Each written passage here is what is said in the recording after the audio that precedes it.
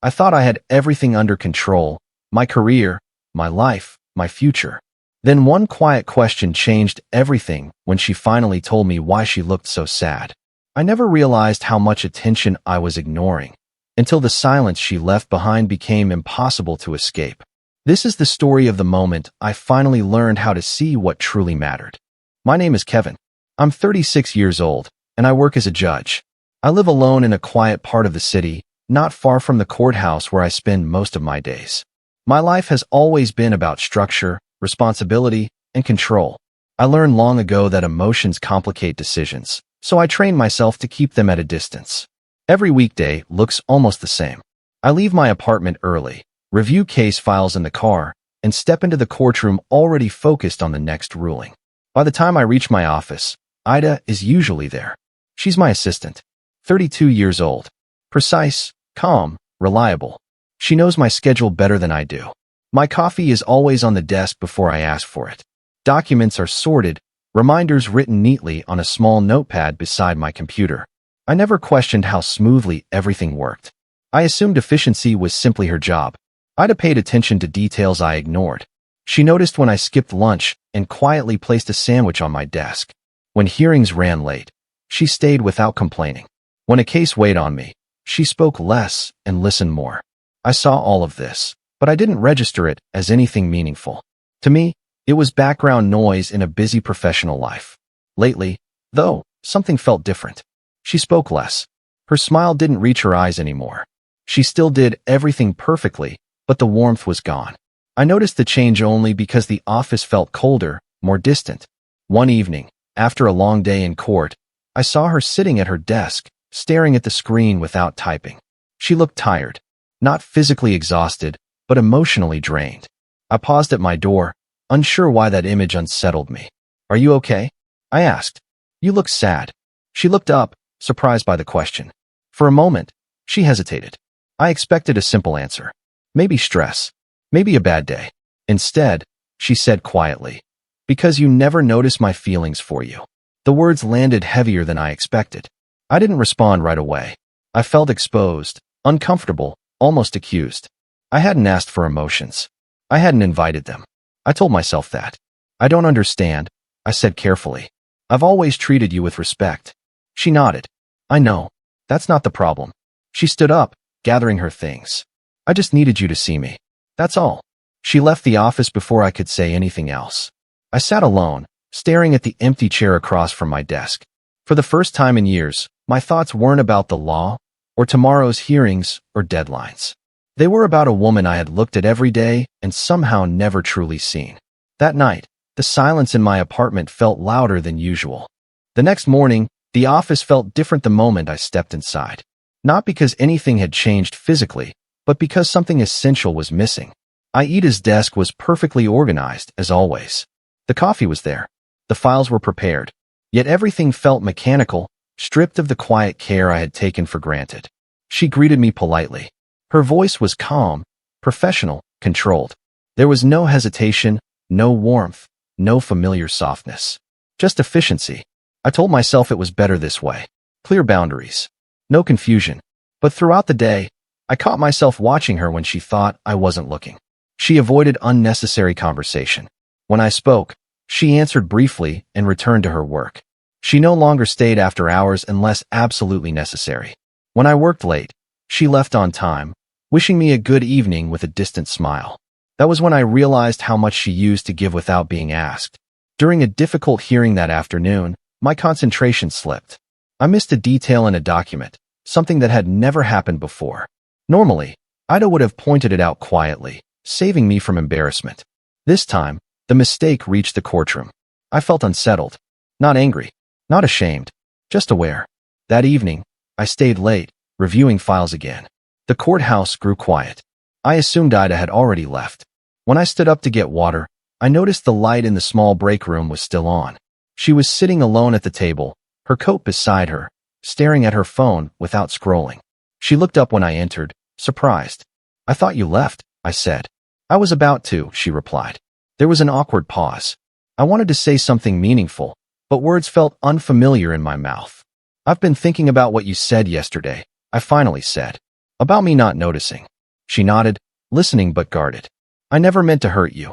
I continued. I've always kept work and feelings separate. I know, she said softly. That's why I never said anything before. I asked her why she stayed silent for so long. She hesitated, then answered honestly. Because I didn't want to be a problem. I liked you for who you are, not for who I wanted you to become. I didn't expect anything back.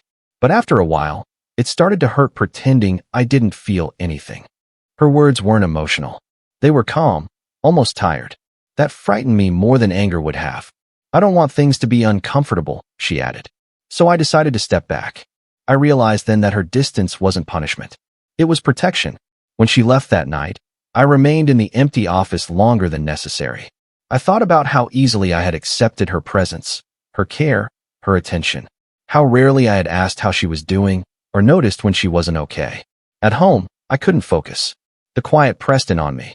I replayed our conversations, searching for moments I had overlooked. There were too many. The next day, I noticed small things I had ignored before. The way she chose neutral clothing now, avoiding colors she used to wear. The way she avoided eye contact unless necessary. The way her laugh was gone. I hadn't lost her. Not yet. But I felt the space growing between us, and for the first time, I understood that if I did nothing, it would become permanent. The case that week was heavier than usual. A long hearing, complicated details, a family torn apart by choices no one wanted to take responsibility for. I had seen many stories like it over the years, but this one stayed with me. Maybe because I wasn't as focused as I used to be.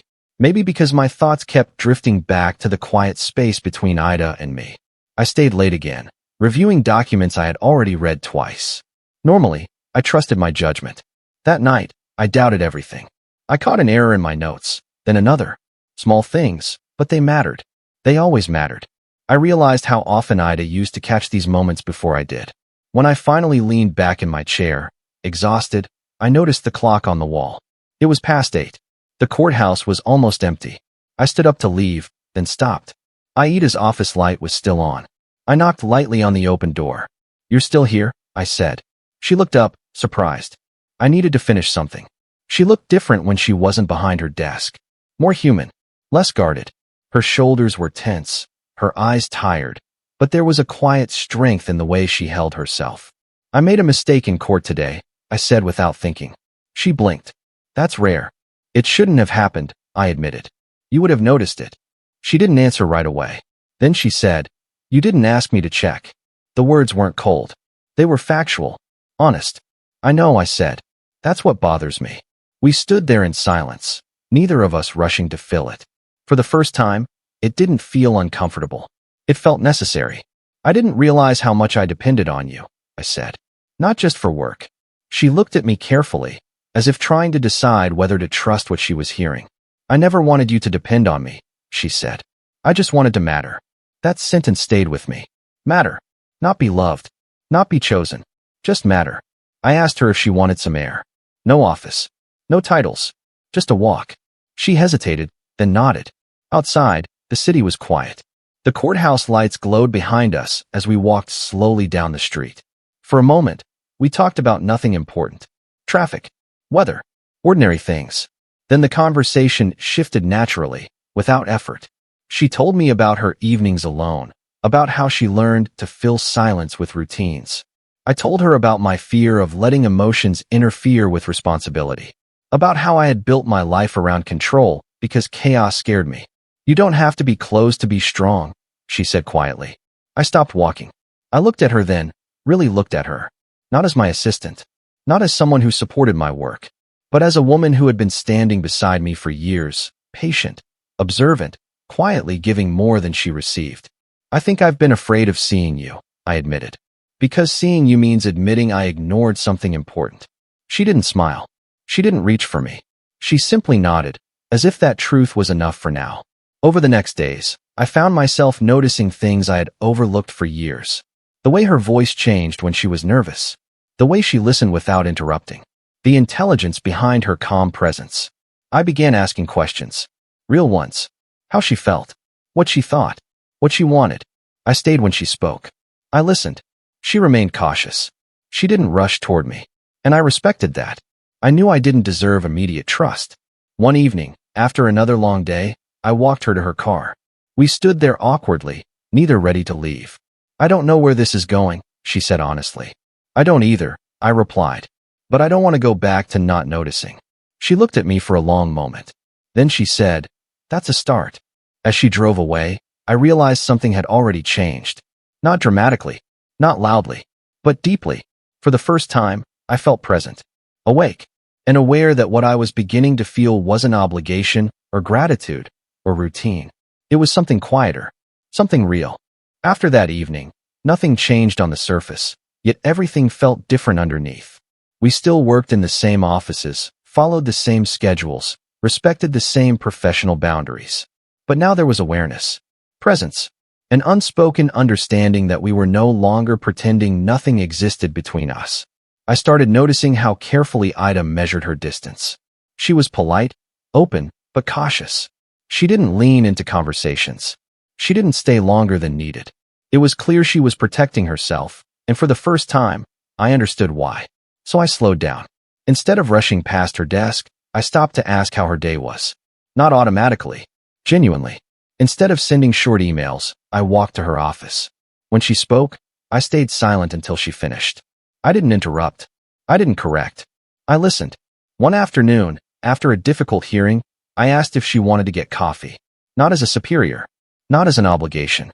Just coffee. She hesitated. I expected that. "Only if it's not about work," she said. "It's not," I replied.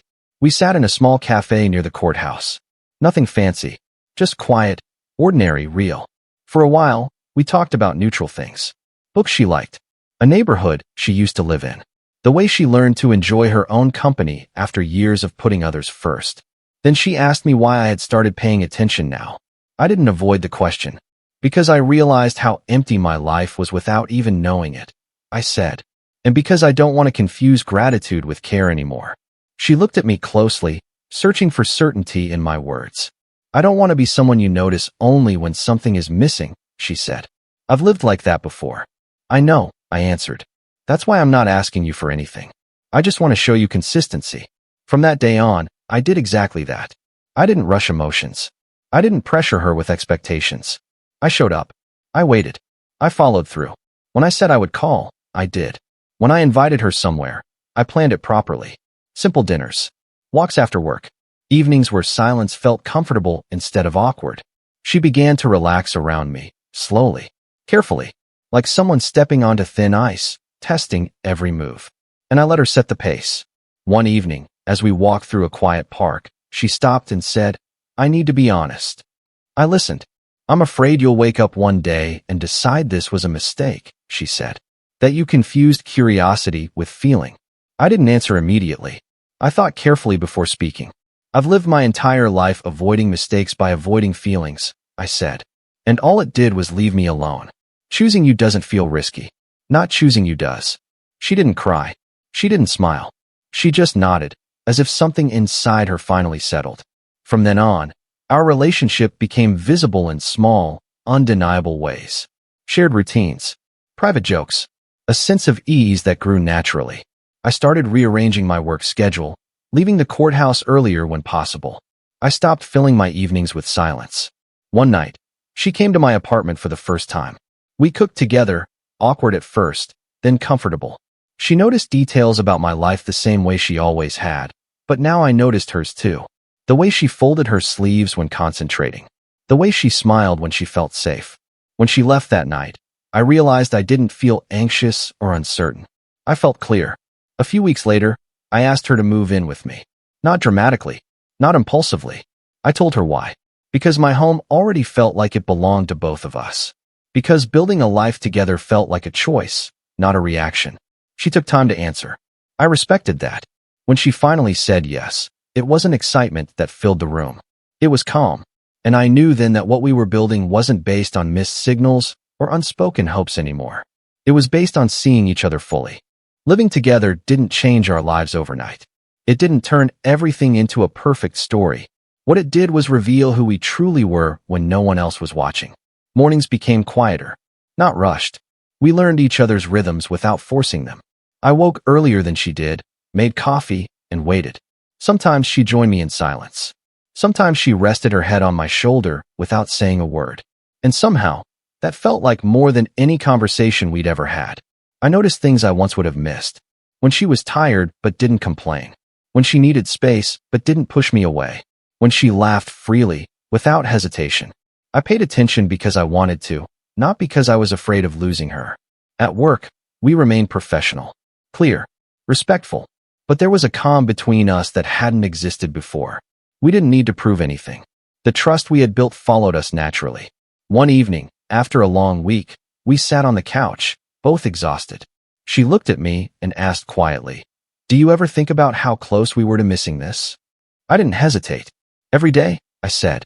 "And it reminds me why I don't want to stop paying attention." She nodded, thoughtful. "I gave so much for so long," she said. "Not just to you. To people who didn't see me. I was afraid that if I stopped, I'd be alone." I turned toward her. "And now?" I asked. "Now I know I don't have to disappear to be loved," she replied. That was the moment I understood how far we had come. Months passed. Not dramatically. Peacefully. We built routines that belonged to both of us. Shared responsibilities. Shared decisions. I learned how to ask, not assume. She learned how to trust, not brace herself. One afternoon, I came home earlier than usual. She was sitting at the table, reading. She looked up, surprised. "I thought you'd be late," she said. "I changed my schedule," I replied. "I don't want my life to happen somewhere else anymore." She smiled then. Not carefully. Not guarded. Freely. That night, I told her something I had never said out loud before. "I used to think love was something that distracted you from your purpose," I said. "Now I see it's what makes everything else make sense." She reached for my hand. "I didn't need grand gestures," she said. "I just needed to be noticed." I squeezed her hand gently, and I needed to learn how to see. A year later, our life was simple and full. We shared a home that felt lived in, not staged. Mornings that started together. Evenings that ended with conversation instead of silence. There was no confusion anymore. No unspoken pain. No waiting to be chosen. We chose each other, every day. Sometimes I think back to that moment in my office, when I asked why she looked sad. I had no idea that one honest answer would change everything. If I had walked away then, if I had defended myself instead of listening, this life wouldn't exist. Now, when I look at her, I don't wonder what I missed. I know exactly what I found, and I never look away.